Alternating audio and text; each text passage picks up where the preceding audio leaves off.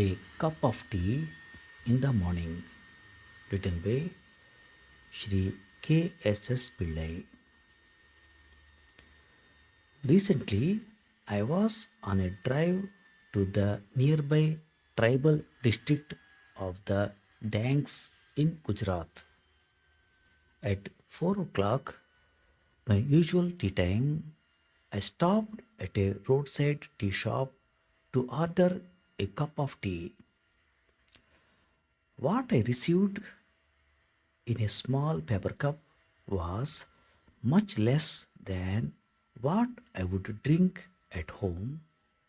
The taste was different and the price exorbitant.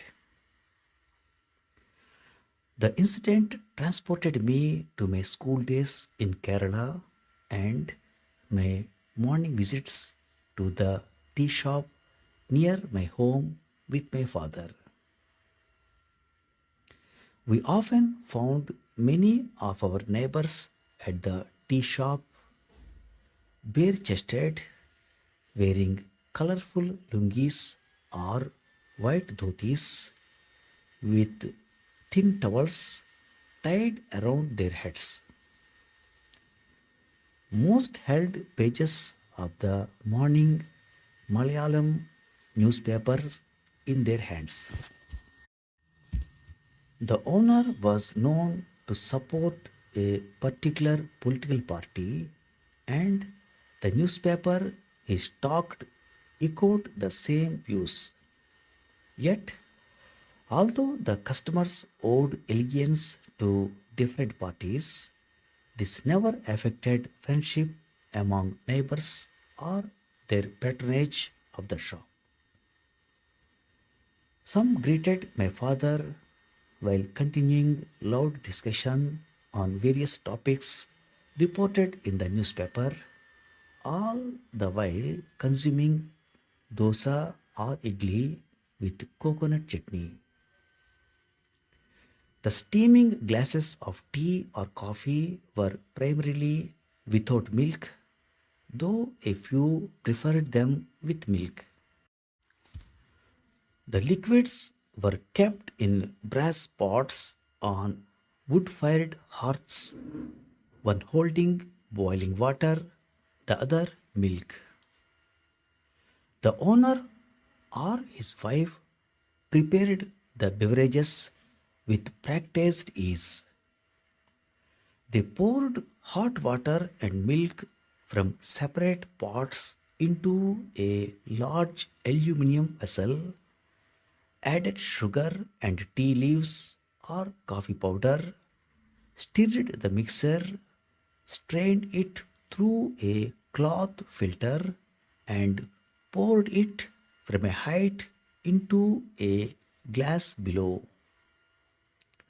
The top of the glass was crowned with froth, bursting bubbles over hot tea or coffee. Some of their children worked as waiters, others were hired from outside. Most customers lingered even after breakfast, continuing their discussions before returning home with parcels for the women folk and young children. There was ample time to get dressed and reach school well before 10 a.m. when classes began. When we rushed home after school, the aroma of medu vada, parippu vada, or unnipam cooked in coconut oil would waft towards us. The items were placed in a glass fronted cupboard and handed to customers wrapped in pieces of newspapers. By sunset, the cupboard would be empty. Some able-bodied men prepares the batter for the next day's idlis and dosas, grinding the soaked rice, urad dal, and other ingredients in a large stone grinder for nearly 2 hours. The batter would then be left to ferment overnight in large vessels, ready to be cooked and served the next morning to men once again busy discussing the news.